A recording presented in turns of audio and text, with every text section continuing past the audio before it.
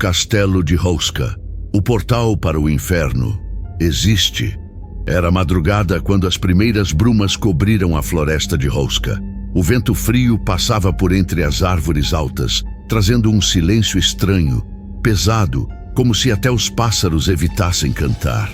No alto de um penhasco ergue-se uma construção imponente, de pedras antigas e janelas estreitas.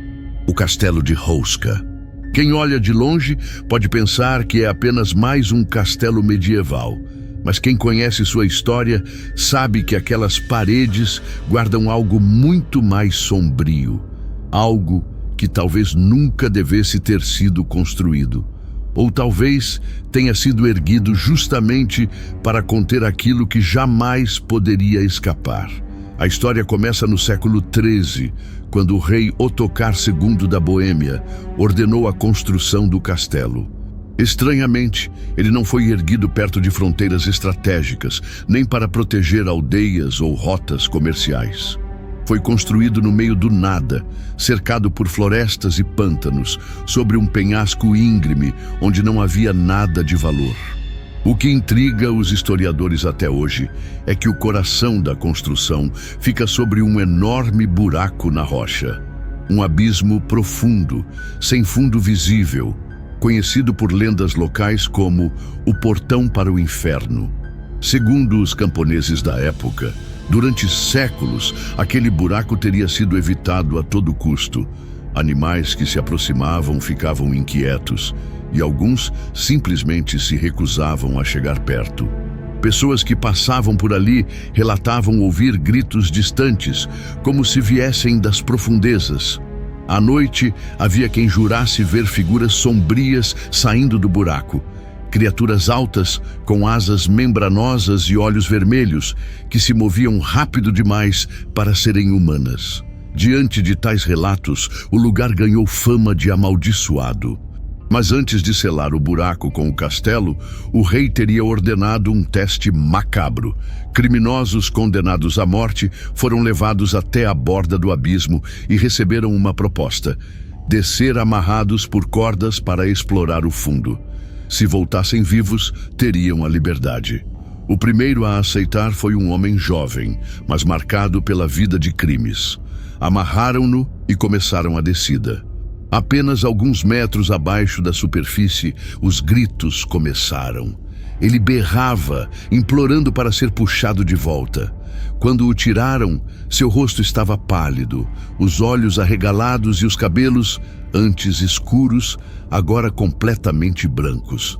Ele não conseguia explicar o que havia visto, apenas repetia frases desconexas sobre criaturas horríveis e o cheiro de carne queimada. 3 dias depois, morreu em seu leito tomado por convulsões. A partir daquele dia, a decisão foi tomada. O buraco precisava ser lacrado. E assim, ergueram o castelo, com uma capela construída exatamente sobre a fenda, dedicada a São Miguel Arcanjo, o guerreiro celestial que derrota o diabo. Mas não foi uma construção comum. As paredes internas eram espessas, as janelas altas e estreitas, e a maior parte dos cômodos parecia não ter função prática.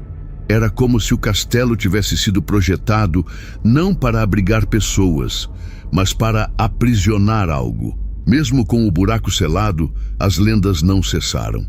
Guardas que vigiavam o castelo durante a noite contavam sobre sons metálicos, como correntes sendo arrastadas, e vozes que sussurravam em idiomas desconhecidos.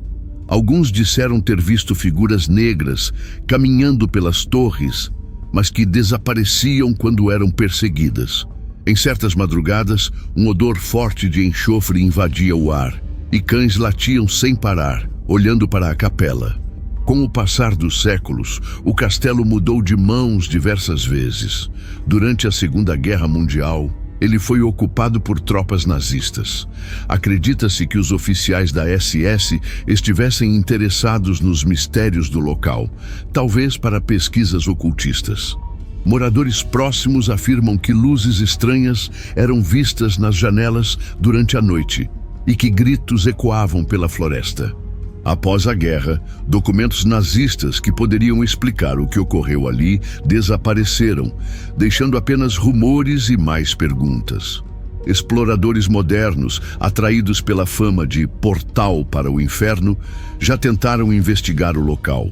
Alguns dizem que dentro da capela o ar é mais denso, pesado e que equipamentos eletrônicos falham sem motivo aparente.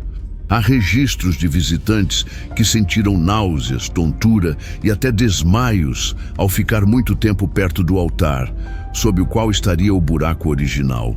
Outros relatam a sensação inconfundível de estar sendo observados. Uma presença que não se vê, mas que parece estar a poucos centímetros, pronta para tocar seu ombro. Certa vez, um grupo de caçadores de fantasmas foi autorizado a passar a noite no castelo. Armados com câmeras e gravadores, instalaram-se em diferentes pontos. Nas primeiras horas, captaram apenas ruídos fracos.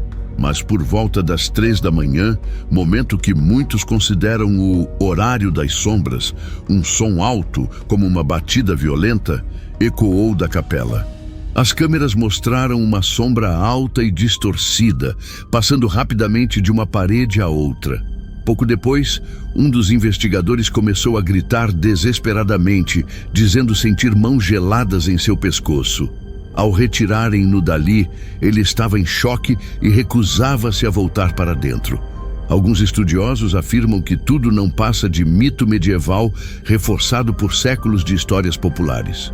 Dizem que o buraco pode ser apenas uma fenda geológica profunda e que os relatos de criaturas e sons estranhos são frutos da imaginação e do medo. Mas outros lembram que, em culturas diferentes, existem histórias sobre portais para outros mundos, quase sempre protegidos por construções religiosas. Coincidência ou não, Hauska se encaixa perfeitamente nesse padrão. O mais curioso é que até hoje não há registros oficiais de que alguém tenha explorado o buraco até o fim. Ninguém sabe quão profundo ele é ou o que realmente existe lá embaixo. O castelo continua lá, firme, resistindo ao tempo, com suas paredes grossas e janelas sombrias. E como acontece com todos os mistérios desse tipo, quanto mais o tempo passa, mais a lenda cresce. Quem se aventura por aquelas florestas e chega perto de Hauska, jura que o lugar parece estar vivo. A atmosfera é pesada, como se as próprias árvores soubessem que algo perigoso está ali. E quando o vento passa pelo penhasco, há quem diga ouvir não apenas o som das folhas, mas um murmúrio grave, quase como uma voz tentando chamar seu nome. Talvez nunca saibamos se o castelo de Hauska realmente está sobre um portal para o inferno. Talvez a história seja apenas fruto da imaginação fértil de nossos antepassados, reforçada por séculos de boatos. Mas, em lugares como esse, a linha entre o que é real e o que é lenda se torna muito fina. Fina o suficiente para que, ao cair da noite, qualquer sombra que se mova pareça muito mais do que apenas um truque da luz. E se um dia as paredes daquele castelo cederem? Se o que foi aprisionado lá embaixo encontrar uma saída? Talvez o silêncio daquela floresta seja apenas a calma antes da tempestade. Se você tivesse a chance de entrar no castelo de Hauska e ficar diante do suposto portal, teria coragem? Ouviria as vozes? Sentiria o toque frio de algo que não deveria existir? Deixe sua opinião nos comentários, inscreva-se para mais histórias assustadoras e ative o sininho para não perder nenhuma investigação do nosso canal. Afinal, nunca sabemos quando o próximo portal pode se abrir, e talvez ele não esteja tão longe assim.